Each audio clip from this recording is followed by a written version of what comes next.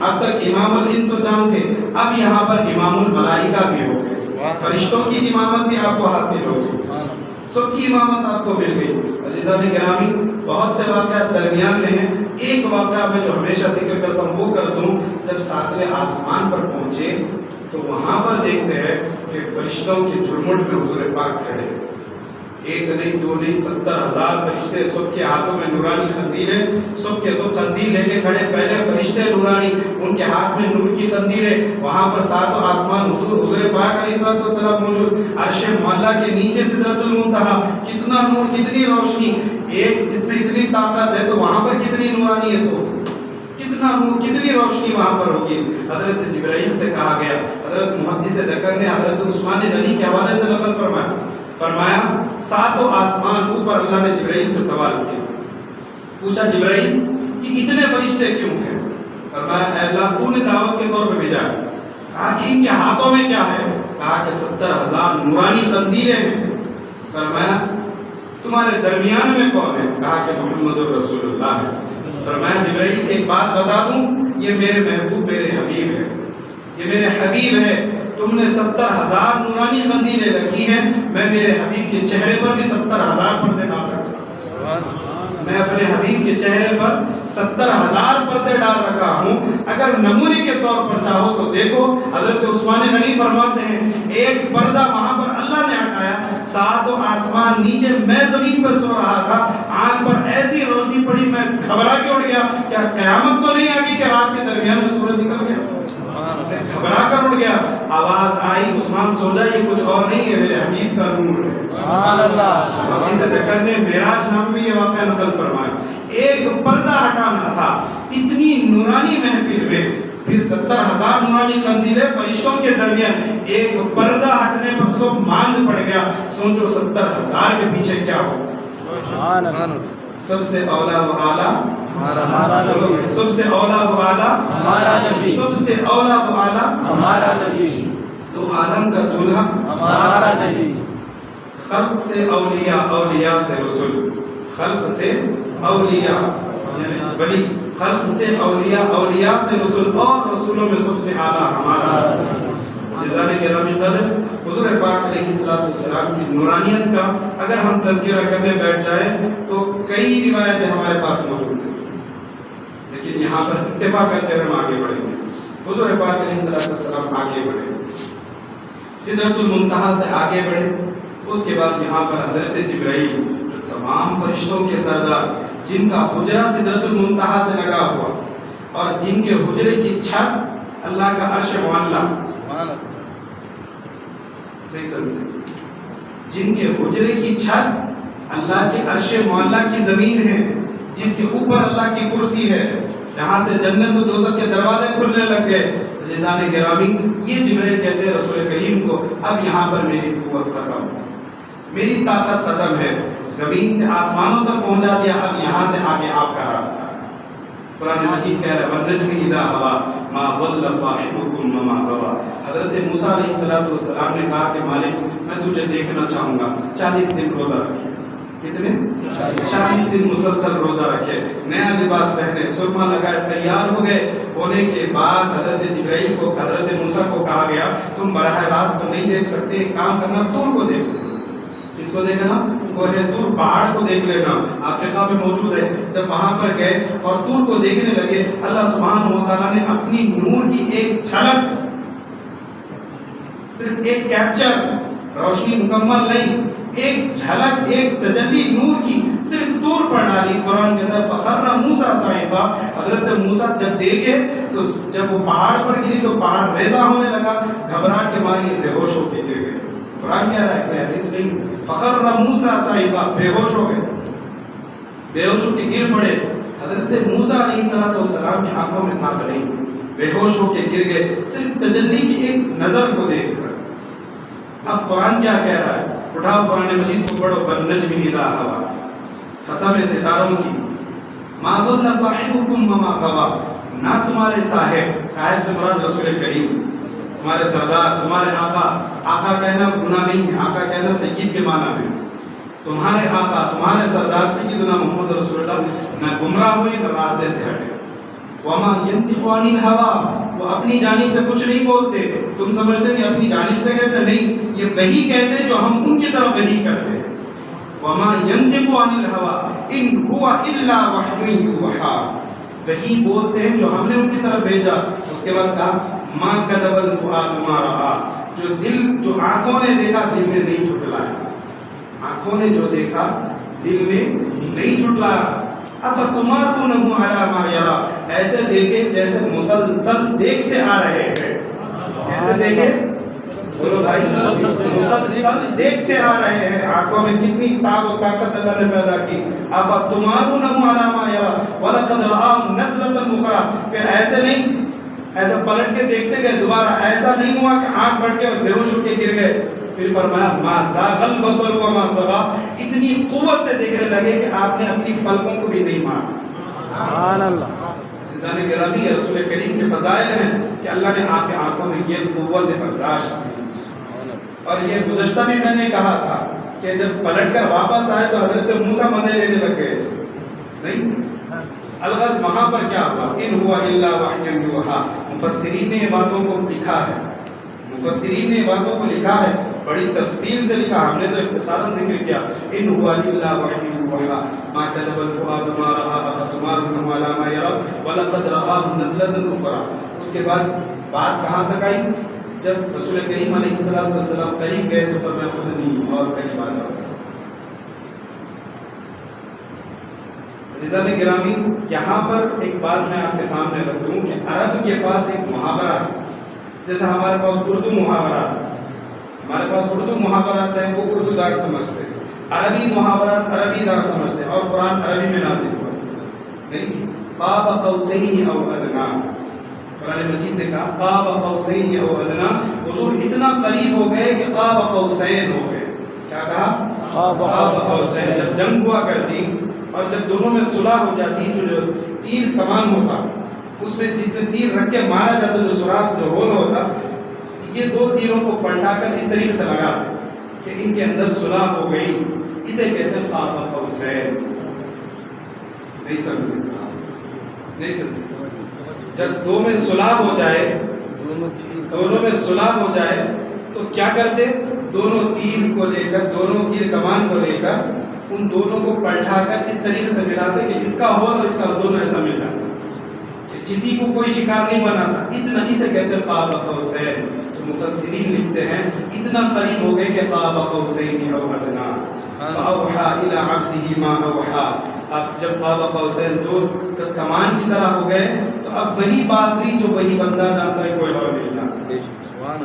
قرآن مجید میں موجود ہے کیا باتیں ہوئی اور بات. لیکن حضور پاک علیہ السلام لامکان گئے، وہاں پر گفتگو ہوئی، اور گفتگو میں ہمیں جو تحفہ ملا التحیات ملا. کیا ملا؟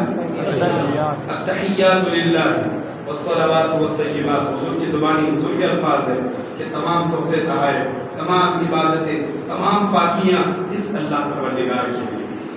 تو اللہ نے جواب میں کہا السلام علیکم ایھا النبی. کیا کہا؟ السلام علیکم. میں ایک بات تھوڑی سی صوفیانہ کروں تو اللہ کو آواز کی حاجت نہیں. آپ کو بولنے کی حاجت ہے، آپ کو آواز کی حاجت ہے. بغیر آواز کے آپ میری بات، آپ کی بات دوسرے تک نہیں پہنچا سکتے. اللہ اس سے بھی بے نیاز، اس سے بھی اللہ بے نیاز ہے. اللہ کی آواز آئی کا مطلب کیا؟ اعتراض ہو سکتا ہے. آواز آئی کا مطلب رسول کریم کو جو سمجھانا تھا وہ سمجھایا گیا. السلام علیکم ایھا النبی. حضور نے کیا کیا؟ امت کا خیال رکھا. السلام علینا وعلی عباد اللہ الصالحین. ایسی جگہ پر امت کو یاد فرمایا جہاں پر کوئی اور یاد نہیں کرتا. اگر بمپر پرائز کہیں پر مل جائے، کہیں کہ سوائے تمہارے کسی اور کو نہیں دیں گے، ہم کسی کو یاد بھی نہیں کریں گے. حضور براق پر بھی ہمیں یاد کیا، اور وہاں پر جب اللہ کی جانب سے سلام ہے تم پر سلامتی ہو اے نبی، حضور نے کہا اے اللہ شکریہ نہیں. اللہ نے جواب دیا اے اللہ تیری سلامتی ہم تمام پر ہو. السلام علینا وعلی عباد اللہ الصالحین، میرے تمام نیک بندوں پر بھی. اس کے بعد گواہی دیے کہ میں اللہ کا نبی اور میں محمد رسول اللہ. عزیزان محترم کہ معراج النبی ایک ہی وقت میں معراج المؤمنین بن گئی. یہ معراج النبی رسول اللہ کی معراج ہمارے لیے معراج المؤمنین بنی. کیوں؟ ہمیں اللہ کے رسول نے وہاں پر سلامتی میں شامل کر دیا. ایک چیز. دوسری چیز، یہاں پر نماز کا تحفہ ملا. 50 نمازیں دی گئی. حضور پاک وہ تحفہ لیے اور جب حضرت موسیٰ چھٹے آسمان تک آ گئے. کہاں تک آئے؟ چھٹے آسمان. یہاں پر ایک اور بات عرض کر دوں، چھٹے آسمان تک آ گئے. پہلے جبرائیل ہاتھ پکڑ کر لے گئے، دروازے بھی کھلوائے، پوچھا کون کون ہے ساتھ. تو یہاں پر جو پہلے پوچھنا تھا، لوگوں کو بتانا تھا، پہلے جو پوچھنا تھا بتانا تھا کہ کسی عیب شے کے لیے دروازے نہیں کھلا کرتے، محمد الرسول اللہ ہے تبھی دروازے کھلے. دوسری بات یہاں پر کہ چھٹے آسمان پر تک حضور آ گئے. وہاں پر حضرت موسیٰ سے ملاقات ہوئی. حضرت موسیٰ نے کہا 50 نمازیں میری امت نہیں پڑھ رہی، آپ کی امت کہاں سے پڑھے گی؟ کہا کہ جائیے تھوڑا کم کروائیے. حضور اب اپنی مرضی سے پلٹ کر 7ویں آسمان کا دروازہ بھی کھلائے. اس کے بعد سدرۃ المنتہا، پھر اپنی مرضی سے رب کا دیدار. پہلے مطلوب تھے، اب اپنی مرضی سے خود گئے. 1 نہیں، 2 نہیں، 3 نہیں، بلکہ 5 مرتبہ حضور پاک پلٹ کر گئے. پہلی مرتبہ 10 ماہ، دوسری 20 ماہ، تیسری 30 40. اس کے بعد 10 بجے، تبھی بھی حضرت موسیٰ نے کہا نہیں پڑھتے. پکی بات ہے نہیں پڑھتے، میری امت نہیں پڑھی، آپ کی امت بھی نہیں پڑھی گی، پکی بات ہے نہیں پڑھتی. حضور پاک پھر غور کیے، پھر پلٹ کر گئے، جا کے 5 نمازیں کم کر. پھر جب پلٹ گیا 5 مرتبہ اپنی مرضی سے رب کا دیدار، اپنی مرضی سے آسمان کے دروازے کھلائے گئے. لوگ اعتراض کرتے ہیں کہ دیکھو دروازہ کیسے کھلا. یہاں پر حضور چاہے تو سب کھل سکتا ہے. حضور پاک خود نماز پڑھ رہے تھے اور نماز میں 3 مرتبہ ہاتھ آگے بڑھائے، آپ نے کئی مرتبہ سنا. اور جب پلٹ کر ہاتھ واپس آ گیا، نماز کے بعد لوگوں نے پوچھا یا رسول اللہ نماز میں الگ ہی خلاف عادت کا آپ آگے ہاتھ بڑھاتے پھر ہٹاتے، آگے ہاتھ بڑھاتے ہٹاتے. کہا کہ جب میں نماز پڑھ رہا تھا اللہ نے 7 آسمان اوپر جنت الفردوس کے دروازے میرے سامنے کھول دیے. میرے سامنے جنت الفردوس کے پھل درخت سامنے آ گئے. ارادہ کیا ایک آدھ پھل توڑ لوں. پھر سوچا میرے بھائی سلیمان کا خیال، اللہ نے ان کو بڑی دنیاوی قوتیں دی ہے، ان کے لیے میں سوچ کر اپنے ہاتھوں کو واپس لے لیا. عزیزان گرامی چاہتے تو پھل توڑ کے واپس لا لیا کر سکتے. زمین پر رہ کے 7 آسمان اوپر پہنچ گئے. ہاتھ میں اتنی طاقت ہے تو ذات میں مزید اتنی طاقت ہے. سبحان اللہ. ایک ہی جگہ پہ رہ کر ہاتھ وہاں تک پہنچ گیا. اگر خود وہاں پر چلے جائے تو قوت کا عالم کیا. آپ غور کریں.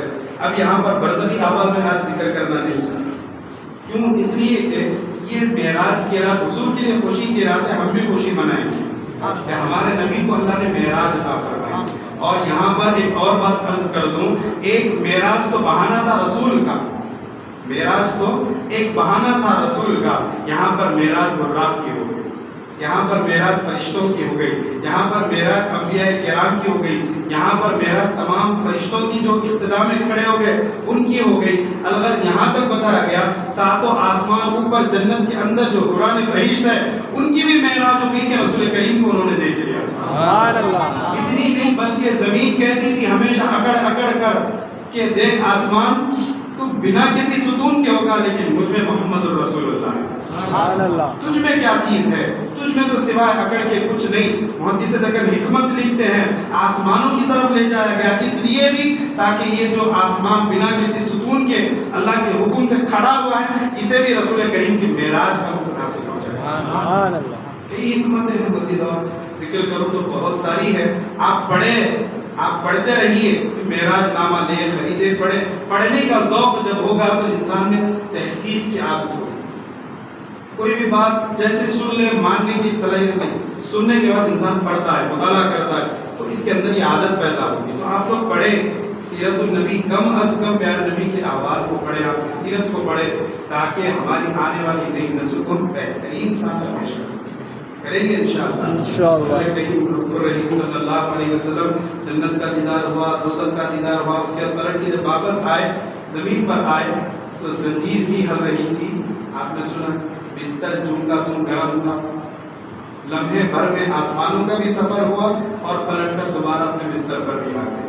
عزیزان گرامی یہاں پر جب تشریف لائے، صبح ہوئی، فجر کی نماز ہوئی، ابو جہل گزر رہا.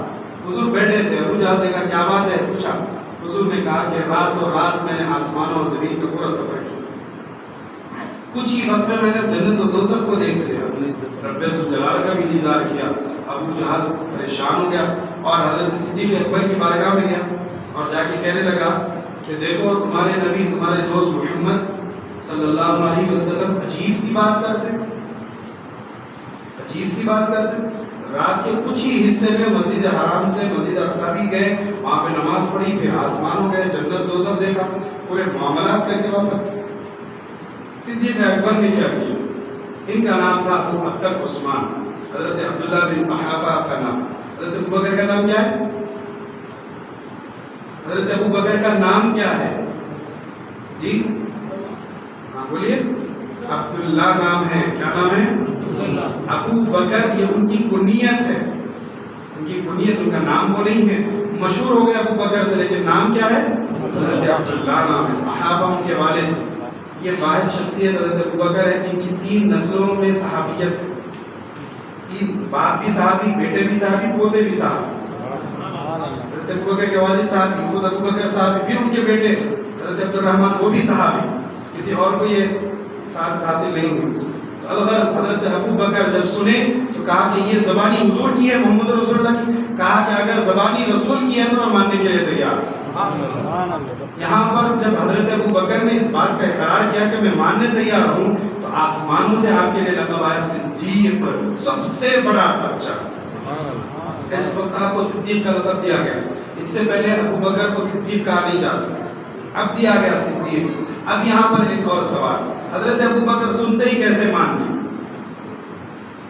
سنتے ہی کیسے مان لے؟ کچھ تو تحقیق کر لیتے، نہیں کم از کم جا کے حضور سے ہی پوچھ لیتے تاکہ میں حضور کی زبانی سن لوں۔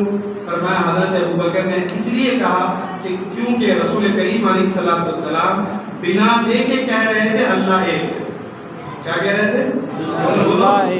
بنا دیکھے کہہ رہے تھے اللہ ایک ہے، اب تو دیکھ کر آئے تھے، اب تو دیکھ کے آئے تھے، اب ان کی شان کا کیا عالم ہوگا، اب تو ماننا ہی ماننا پڑے گا۔ بغیر دیکھے کہ انہوں نے کہا اللہ ہے کہ ہم نے کہا اب تو دیکھ کر آئے، اب تو ان کی بات ماننا ہی ماننا ہے۔ عزیزان گرامی، یہ سفر معراج مختصراً آخر بات میں یہ کہوں گا، رسول کریم کو خوشی پہنچانے کے لیے دی گئی تھی، رسول کریم کی ایذا کو، آپ کے تکالیف کو کم کرنے کے لیے کیا گیا۔ اب ہماری یہ ذمہ داری بنتی ہے کہ ہم وہی کام کریں جس سے رسول کو خوشی ملے۔ اللہ تمام مخلوقات کا مالک، وہ اس بات کا خیال رکھتا ہے کہ میں رسول کو خوشی پہنچاؤں، تو ہم تو امت ہی ہیں رسول کریم کی، ہماری یہ ذمہ داری بنتی ہے کہ ہم ہماری جانب سے رسول کو ذری برابر بھی تکلیف نہ ہو۔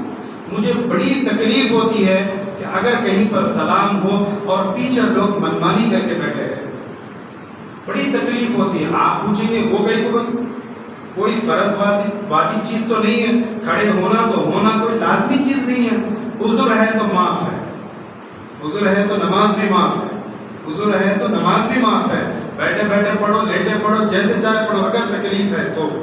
اب آپ بیٹھے ہیں، تکلیف نہیں ہے، عذر نہیں ہے، پھر کیوں بیٹھے ہیں؟ مانتے نہیں ہیں اس بات کے لیے؟ میں آپ کو بات کہوں، رسول کریم علیہ الصلوۃ والسلام کے پاس صحابہ جماعت در جماعت آ کے سلام پیش کیا کرتے تھے۔ حضور کی قبر شریف پر آ کے حضرت سعید بن مسیب رضی اللہ تعالیٰ عنہ، حضور کے وصال کے بعد جب ایک کربلا کا واقعہ پیش آیا، یزید نے حملہ کیا مسجد نبوی پر، حرم شریف پر جب اس نے حملہ کیا، آپ مسجد نبوی میں داخل ہوئے تو دیکھا کہ نماز نہیں ہو رہی، گدھے گھوڑے بنے ہوئے، آپ ڈرتے چھپتے چھپتے کیا کریں، حضور کی قبر شریف کے سہارے سے چھپ گئے۔ میں ایک اور ایک بات کہہ دوں، لوگ اعتراض کرتے ہیں خبر بڑی اچھی نہیں بنانا۔ اب بھائی سعید بن مسیب صاحب ہی کہہ رہے ہیں میں خبر کی آڑ میں چھپا تھا تو اندازہ لگا رہا نہیں، خبر کی آڑ میں چھپا رہا، حتیٰ کہ نماز کا وقت آ گیا، فوج وہیں پر ہے، میں سوچنے لگا کون ان کے گھر سے اذان دے گا، کوئی بھی نہیں دے گا، مسجد نبوی کو 3 دن بند کر دیے، اور میں خبر کے پیچھے چھپا رہا، اور جب نماز کا وقت آیا میں بے چین تھا کہ کیا سنتا ہوں، قبر شریف سے اذان کی آواز آئی، سبحان اللہ، ایسے اذان کی آواز آئی، میں سوچنے لگا نماز کون پڑھائے گا، تو قبر شریف سے اقامت کی بھی آواز ہے، میں سوچا نماز کون پڑھائے گا، رسول کریم وہاں پر بھی امام بن کے نماز پڑھانے لگے۔ یہاں پر مفسرین محدثین ایک بات لکھتے ہیں، اٹھاؤ رواه مسلم کی روایت ہے، کان یصلی فی قبری، حضرت موسیٰ اپنی قبر میں نماز پڑھ رہے تھے، وہ نماز پڑھ رہے تھے، حضور نماز پڑھوا رہے تھے۔ سبحان اللہ۔ حضور نے طاقت یہ ہے کہ آپ اپنے صحابہ کے ساتھ قبر میں جماعت سے نماز پڑھا رہے ہیں۔ سعید بن مسیب صحابی ہیں، وہ مسلم شریف میں وہ کہہ رہے ہیں میں نے جماعت نماز ادا کی۔ سبحان اللہ۔ دو باتیں ثابت ہو گئی، قبر میں زندہ ہے، مردے ہمارے نبی نہیں ہوتے، ہمارے نبی تو ہمیشہ سے زندہ ہے، جس طرح مسلم میں حدیث موجود ہے حضور پاک علیہ الصلوۃ والسلام اس سفر معراج سے اتنا خوش ہوئے، جب آپ پلٹ کر آئے لوگوں نے کسی نے مانا کسی نے نہیں مانا، لیکن حضور کی کیفیت میں اتنی تبدیلی آئی، صرف 2 سال کے عرصے میں آپ ہجرت بھی کر دیے اور 10,000 سے زیادہ صحابہ کے ساتھ ہو، کیونکہ تکالیف حد سے زیادہ ہو جائے تو انسان کو تھوڑی مہلت دی جاتی ہے، دوبارہ پریپیئر ہو۔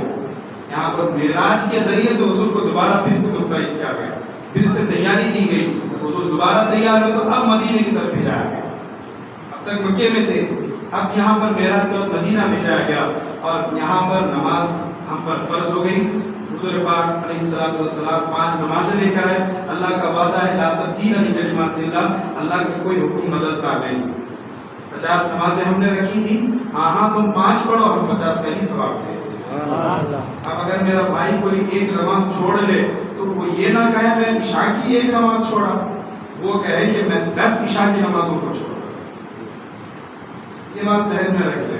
اور اگر کوئی میرا بھائی یہ کہے کہ میں الحمدللہ آج 5 کے 5 نمازیں پڑھا ہوں، اسے یہ کہنا پڑے گا بھائی آپ 5 نہیں 50 پڑھے ہوئے۔ اللہ نے نعمت ہمیں عطا فرمائی نماز کی شکل میں۔ اب یہاں پر ہماری ذمہ داری یہ بنتی ہے کہ وہی کام کرے جو رسول کو خوشی دے، رسول کو ایذا والا کام نہ کرے، سلام ہو کہ درود ہو، ادب کا خیال رکھے۔ جب بھی ہم کہیں پر محفل دیکھے سلام کی، معلوم نہیں کوئی بزرگ ہو جو سلام کے لیے اتنا ادب سے کھڑا ہو، اتنی جستجو کے ساتھ کہ رسول کریم علیہ الصلوۃ والسلام اس کی طرف توجہ کر دے۔ رسول جب اس کی طرف توجہ کریں گے، مسجد رضا میں بندہ کھڑا ہوا ہے، جماعت میں پورے لوگ کھڑے، ایک بندہ بیٹھا ہوا ہے، ایک بے ادب بیٹھا ہوا ہے، بغیر کسی ہیلے کے، بغیر کسی بہانے کے، تو سوچو رسول کریم علیہ الصلوۃ والسلام کی بارگاہ معمولی کسی قائد کے سامنے جانا ہو تو پورے ادب کے ساتھ کھڑے ہوتے ہیں، پورا پروٹوکول فالو ہوتا ہے، وہاں ٹھہرو، وہاں سے چلو، ایسا چلو، وہ کرو۔ یہ یہاں پر تو تمام نبیوں کے سردار موجود ہیں، آپ کی بارگاہ کا کتنا ادب ہونا چاہیے۔ جہاں پر جانور بھی بڑی آواز سے بات نہیں کرتے، انسان تو انسان، جانور بھی تمام نبیوں کے، تمام فرشتوں کے سردار حضرت سیدنا جبریل وہ آواز سے اٹھانے کو بے ادبی سمجھ رہے تھے۔ آپ غور کریں کیوں؟ تو پورا معاملہ یہیں پر آ گیا کہ حضور کی خوشی کے لیے کام کیا گیا، ہم بھی خوشی والا کام کریں گے انشاءاللہ۔ نمازوں کی پابندی کریں گے، نمازوں کی پابندی، فرض نمازوں کی پابندی خالی پابندی کریں گے، بولیے پابندی کریں گے، قرآن مجید کی تلاوت انشاءاللہ کریں گے، خوب پڑھیں گے، اتنا پڑھیں گے کہ قرآن ہم سے روز محشر کہے گا مالک اسے بخش دے، اس نے بڑی میرا مطالعہ کیا۔ یہ قرآن ہمارے لیے نور بن کے سامنے آئے گا، یہ مسجد ہے، یہ زمین ہمارے لیے آگے کھڑے ہو کے کہیں گے مالک اس نے فلاں فلاں جگہ تیرے لیے سجدہ ریز ہوا۔ کوشش کریے اللہ ہم تمام کو کہنے سے زیادہ، بولنے سے زیادہ، سننے سے زیادہ دین پر عمل کرنے کی توفیق عطا فرما، دین کو سمجھنے کی صلاحیت عطا فرما۔ رسول کریم رؤوف الرحیم محمد رسول اللہ صلی اللہ علیہ وسلم سے سچی محبت عطا فرما۔ الہ العالمین آج کی اس بابرکت رات میں تیری خوب عبادتیں کرنے کی توفیق عطا فرما، خوب عبادتیں کرنے کی توفیق عطا فرما، آنے والا دن روزہ رکھنے کی توفیق عطا فرما۔ الہ العالمین جو کہا گیا، جو سنا گیا ہے اپنی بارگاہ میں اسے سعادت مندی عطا فرما، قبولیت کا درجہ عطا فرما۔ ہم تمام کے جتنی دیر ہم نے تیرے گھر میں بیٹھے ہیں مالک اسے مزید اور روشن عطا فرما، مزید اور اوقات تیرے گھروں میں گزارنے کی توفیق عطا فرما۔ وآخر دعوانا الحمدللہ رب العالمین۔ طریقہ